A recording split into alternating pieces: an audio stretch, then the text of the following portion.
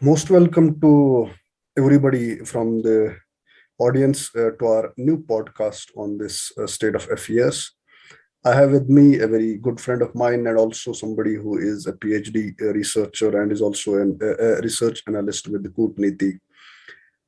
Somebody who is keeping a close eye on the geopolitical developments in the Indo-Pacific region.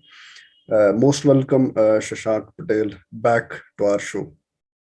Thank you, Maraj, for inviting me again, this time with the new topic, with the new challenges and new implications. It has always been seriously an honor and a privilege to hear from you. And last time, I guess we have had Mithika with us. Uh, Yeah, I I did contacted her, but she is off the location, so she couldn't join us. Uh, Today, we are going to discuss for the audience. I'm just talking about this. That what are the prevalent things presently prevailing in the entire Indo-Pacific region?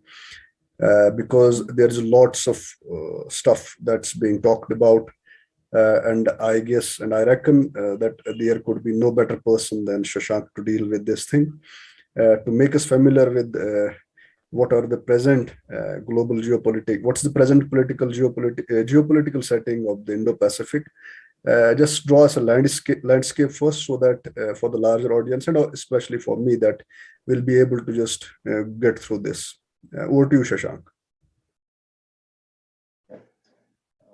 Maharaj, we are talking about the Indo-Pacific, and the landscape is changing on due to the upheaval and the balance of power in the world currently.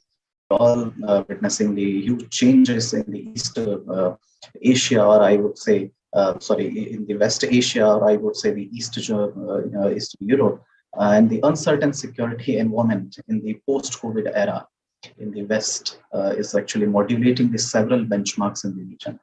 And the prelude prior to the Quad meeting of the head of states, the prime ministers of three states are going to meet today, tomorrow, and day after tomorrow. So we are talking in the day when Japanese PM Kishida is in India on his 2-day official visit and his first after taking the charge of Prime Minister of Japan. On 21st, just 2 days after, Australian PM Scott Morrison has scheduled a meeting with the Prime Minister Modi prior to the Quad meeting to be happen in the next month in Tokyo, in mid-April or the first week of April, I guess so. And these high-profile meetings will, obviously discuss the much-needed nature of the free and open Indo-Pacific, but also a type of tactical pressure on the entities, the countries that are willing to operate in some sectors independently. And I chalked some key forays where these tactical pressures works on the countries or the nation system or the states which are involved in it. The first, I would say, the defense operation. The second is the cyber security. The third is freedom of navigation. Fourth, liberal trading system. And fifth, the alternative debt financing, which is very important nowadays, especially after the post-COVID era. And world leaders exchange views on the contemporary global issues time to time, also such as critical and the emerging technologies, which are the key sector nowadays, connectivity and infrastructure projects, where the tussle between the two great powers are going on. In Asia and in the Indo-Pacific also, the maritime security, which is the key part nowadays in the high waters, or like I would say the blue waters, humanitarian assistance, disaster relief. One is because we are talking about the Ring of Fire. The Indo-Pacific, if you see the geographically, this particular region is encircled with the Ring of Fire.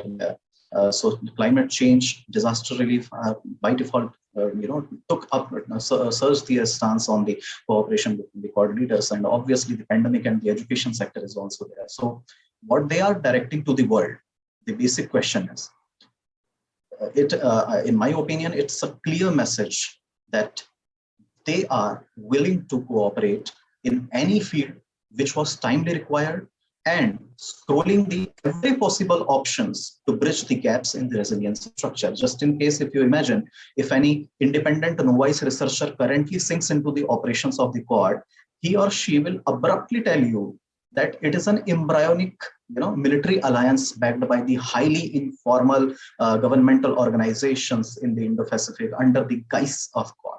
So this is the impression of the Quad towards the new researchers or the new scholars who are engaging with it. But if the informality is a geopolitical necessity nowadays, it's not a bad thing, it's not a good thing. It is somehow in the mid, and this informality in the behavior of the organizations or the forums like the Quad is the necessity of the states as to provide the verbal format for all of the members to coordinate in all activities whilst maintaining the equivocal positions nationally. So it works on the both the platforms. On the international foray, it acts as an opportunity. On the national foray, it acts as a disguise. And it all worked for all of them to refrain from the direct positioning against the adversaries or the targeted entities. Hence, I would say in the current landscape, Quad post is post as an ambiguous to the world, but the vision is concentric, certain, decisive, and non-frenzied. See, dear Shashank, most of the people do talk about this thing that we have seen Russia-Ukraine crisis and the entire new thing that has come over the horizon of geopolitics is that there are sanctions against Russia, and Russia has its own setting of looking at the world and its own geopolitical interests across the regions. See, the Quad group, or for that matter, an Indo-Pacific setting or a framework, is it going to get impacted by this thing that most of the countries that are involved into the Indo-Pacific or Quad or members of the Quad, they have raised serious concerns on the Russia's invasion of Ukraine. Is it going to just impact the setting, or there are different sort of things at work that the countries that are participants in or members of the Indo-Pacific group, do they have any sort of, we can say, is there any kind of impact that we'll be just looking forward of the entire Russia-Ukraine crisis or the Quad or Indo-Pacific discourse? See, Miraj, maybe the Quad is divided over Ukraine, but united in Indo-Pacific. We must have to, name this particular difference. The forays, the forums are different. The behavior of the states differentiated time to time, place to place, and foray to foray. And the recent meetings of their external affairs ministers, head of states, chalked the theme very clear that anything comes on the table must be discussed with free will and mind. Same is happening today with PM Modi and PM Kishida, and tomorrow, after tomorrow, with PM Modi and PM Morrison. So everything is clearly chalked out over there. And if I go through the implications or the impacts which are actually Quad is giving, so let's to be very clear that Quad is an informal strategic forum comprising the four nations.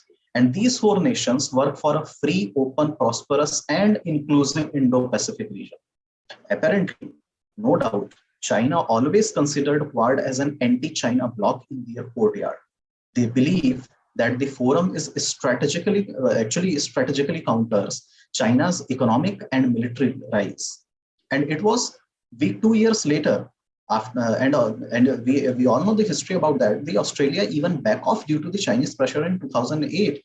Kevin Rudd, the then PM of the Australia, signed the closer relation, signaled the closer relations with the China in the wake of the growing conflict between the US and China in the region. And when US offers enhanced military cooperation to the Australia, they reverted back in 2010, resulting in the Quad's naval exercise at that time.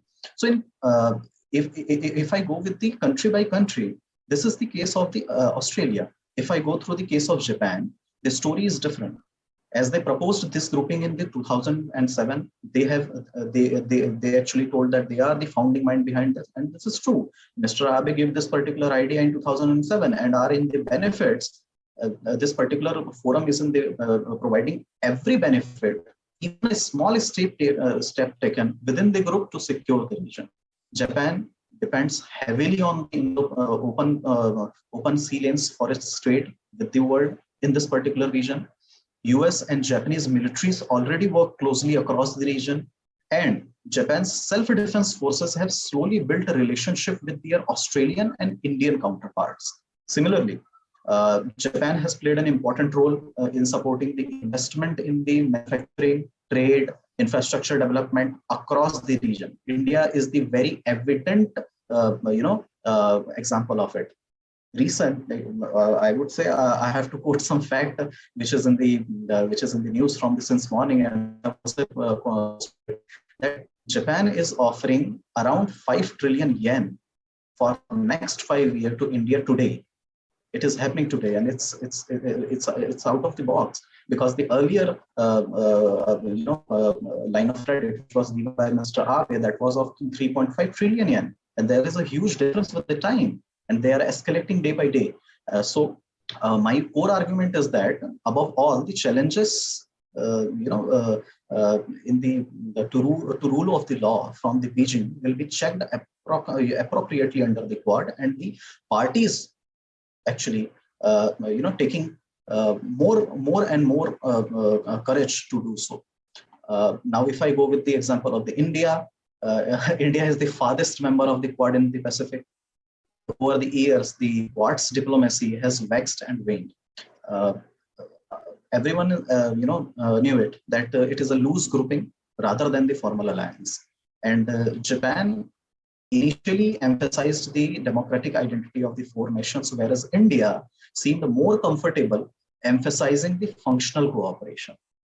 But when I was thinking about it, still I have to unanswered question, which I am seeking answers also. Just in case, imagine if Chinese hostilities escalated further on the Indian borders, can India take the support of the other Quad countries to counter the communist nation? If yes, then what will be the price? Second, if one China policy gropes the high waters in the South China Sea, or the territories like Taiwan, Hong Kong, etc., in the near future, can India follow the course of Japan and US in the East Asian realm, or exercise the restraint? These two questions are still unanswerable under the umbrella of the Quad. So these things make this grouping weak, as the dedication towards the adversities is minimal till date. Maybe it will escalate with the time in the future. But on the second side, it is the only option in hand for global players to remain in the game in the vicinity of the China. So you don't have, you cannot even quote the other examples. And I'm also giving the examples for the US, they have to maintain their hegemony in the geopolitics. Hence, they will continuously hunt for the parties and the partners or the subgroups under their security umbrella. And I'll give you the major examples of it. Of the TPP, which was later, regenerated under CPTPP, the Indo-Pacific Economic Framework, IPEF, CSCAP, etc. These are in any case, if Quad fails in near future, US will embark another group to heist their rivals. So you cannot say this is the only option in their hands, and it is now visible to assert the spirit of the Quad, which stresses the very three components. The first one is diplomacy, second is dialogue, and third is deterrence, by ensuring that like-minded democratic nations to find convergence in it and play a pivotal leadership role globally.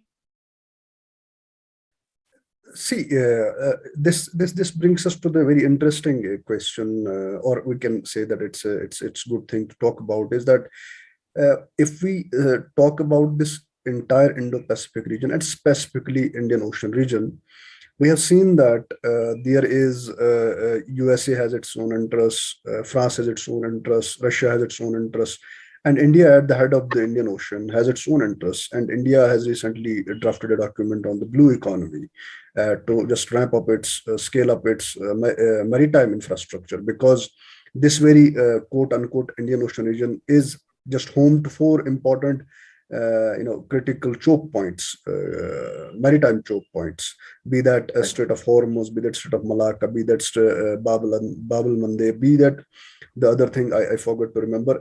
See, uh, most of these countries do have a convergence of interest vis-a-vis China. Most of these countries have avenues and incentives when you talk about trade, bilateral cooperation in terms of technology, piracy, and navigation, free and open Indo-Pacific, what most people talk about. Uh, what are the possible strategic calculations that a country like India has to make if it comes to the Indian Ocean region specifically, because China is keeping itself at the arm's length through Gwadar, through encirclement of India, and through other means. It's actually trying to use this geo-economic model in order to portray itself as a kind of a military power. So, what are Right. the calculations that we have to read, and what are the lines we have to actually cut through? See, there are two parts in it. So I'll start with the trade first and go with the security second. Okay. The in trade, a single figure is sufficient to provide the depth of the, to give the glimpse or the depth of this region, that why it is important to let it remain free and open to all, and why the parties like China, you mentioned about that, is actually more and more, showing cautions about it. Maharaj, it facilitated 60% of global maritime trade through it. The only region, 60%, imagine. And also, the all fastest growing economies like Cambodia, India, and Philippines are from this region. And the importance of the Indo-Pacific region to the global GDP or maritime trade reflects a shift in the world economic center of gravity to the Indo-Pacific. Now, this has been driven by the factors like the rise of the global value chains, the famous GVCs, and the importance of the factory Asia concept, because Asia is like generating everything right now in the after the post COVID era. In the aftermath of the COVID-19, economic recovery was led by the East Asian countries, and even the Western imports were settled from this region, backed by the South Asian roaring economies. But the obvious in the phase by approximately every economy are institutionalized nowadays within the country, within the states, and will take much effort to guard it down.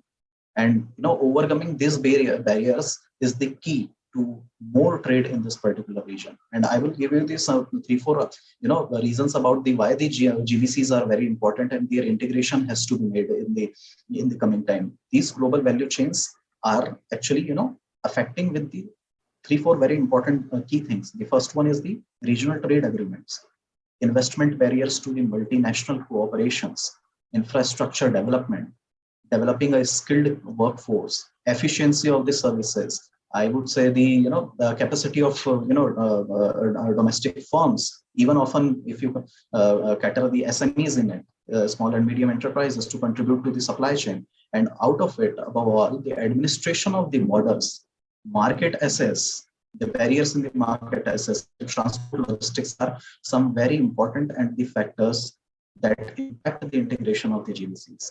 In Indo-Pacific, maritime security can be seen in maritime security metrics. You cannot even say this is the only about the maritime security, because this is the metrics which related concepts like the national security, marine government, economic development, and human security also.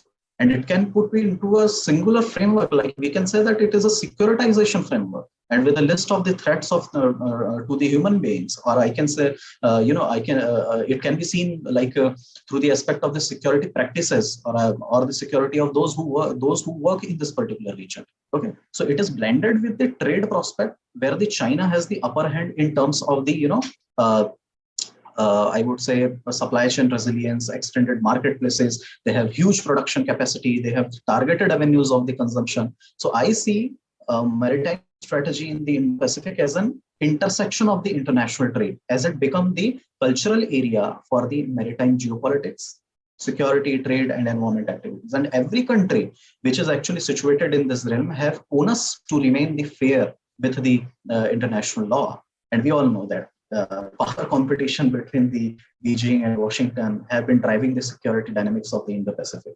China's assertiveness in the South China Sea has caused the border disputes within the, with the Southeast Asian nations, and eventually it draws the attention of the US also.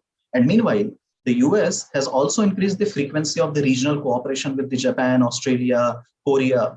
I would not say the Korea, it is the South Korea or ROK, India, Southeast Asian nations, which are under the rebalance policy of the US.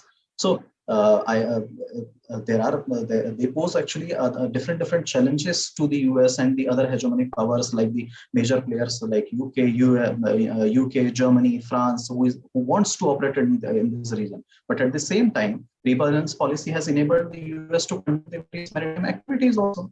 So there is two parts of working on it. SLOCs are actually exploiting the more resources over there, and not to mention the emergence of the non-traditional threats in this, which you talked about, like the piracy, like the choke points, like the maritime terrorism, illegal trafficking, and the environmental degradation. So there are the challenges, and I would say I chalked out the four major challenges on the numbers of the four countries, like Chinese two-ocean strategy in order to expand its naval operations to reach the Indian Ocean. First challenge. Second, Australia's sluggish behavior to fortify their area of operations. Third, India's selective approach to cooperate in the Quad. And fourth, America's bossy attitude to treat members unequally and stressing to remain the yes man for all its decisions taken anywhere in the world. So I see these challenges particularly in the maritime security aspect.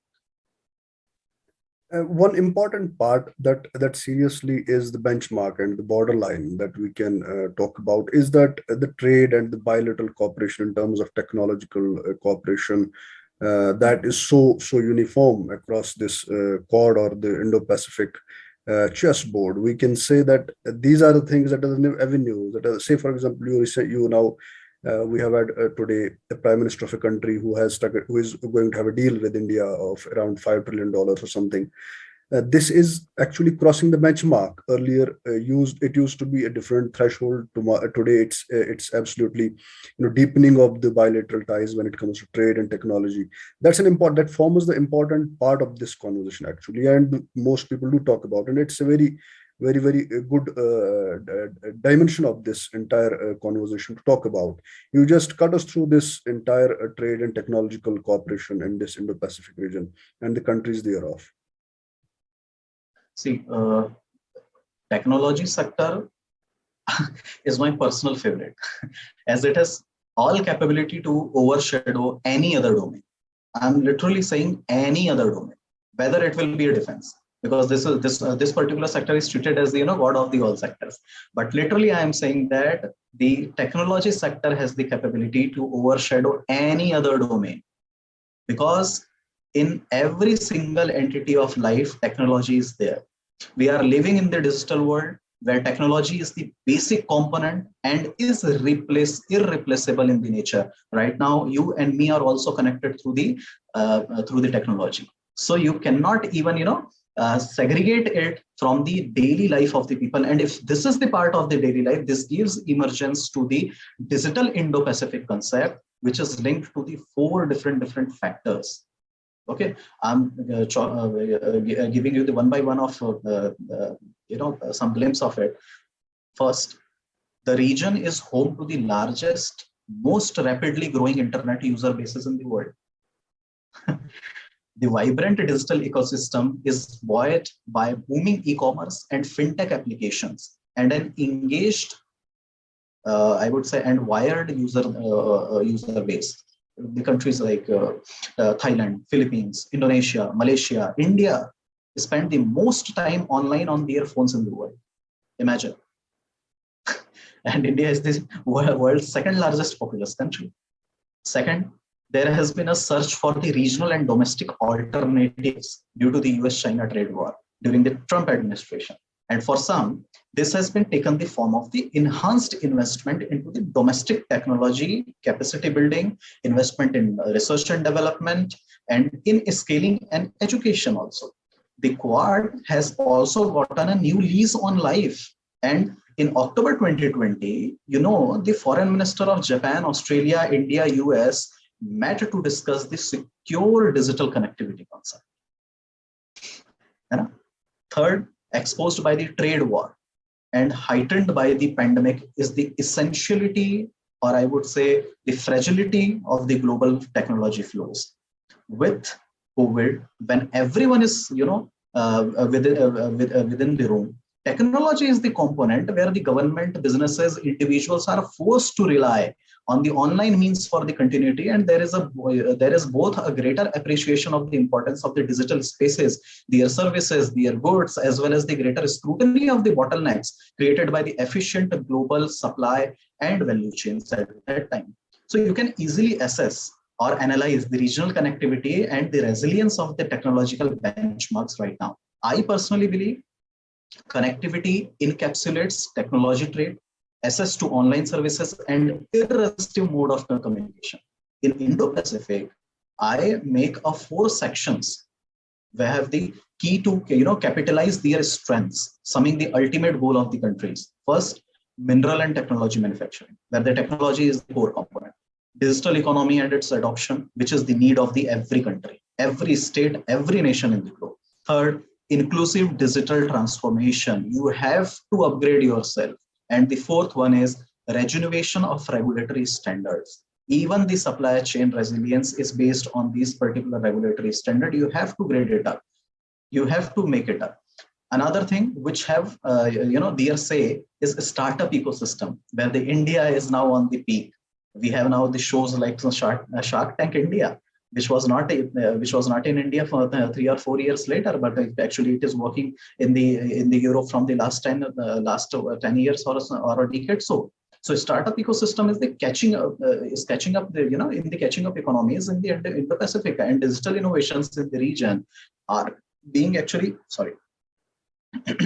region are being powered by the startups and the several young entrepreneurs. See, Maharaj, Indo-Pacific region is home to a total of 55,200 startups as of 2020, not 21 or the 22. 55,200 startups in the Indo-Pacific region, and India have the chunk of 72% out of it, followed by the Southeast Asian region by 24, and the Australia hosting the modestly around 3-4% of it. So what it clearly indicates that future lies in technology. And it gives rise to a very important point, which I am personally interested to tell you. Indo-Pacific app economy. With rapid digital adoption rates and extremely high online engagement in terms of the time spent, I am telling you, the digital population in the Indo-Pacific region is increasingly frequenting the mobile apps to run their personal and professional lives. Whether it will be to socialize with someone, order food, watching movies, tracking their health, play games, communication, even studying and learning, managing the finances, even access to the government services and the information. It by default improve the productivity of the government also and the users also. So apps are also representing the first truly global market for the digital goods. Now everything is now going digital, as they can produce and assist anywhere across the globe through just a tap on the internet connection. So no one can ignore the potential of this tool, and China is taking full leverage to push their products in the booming economies to reap the maximum gains with minimum efforts.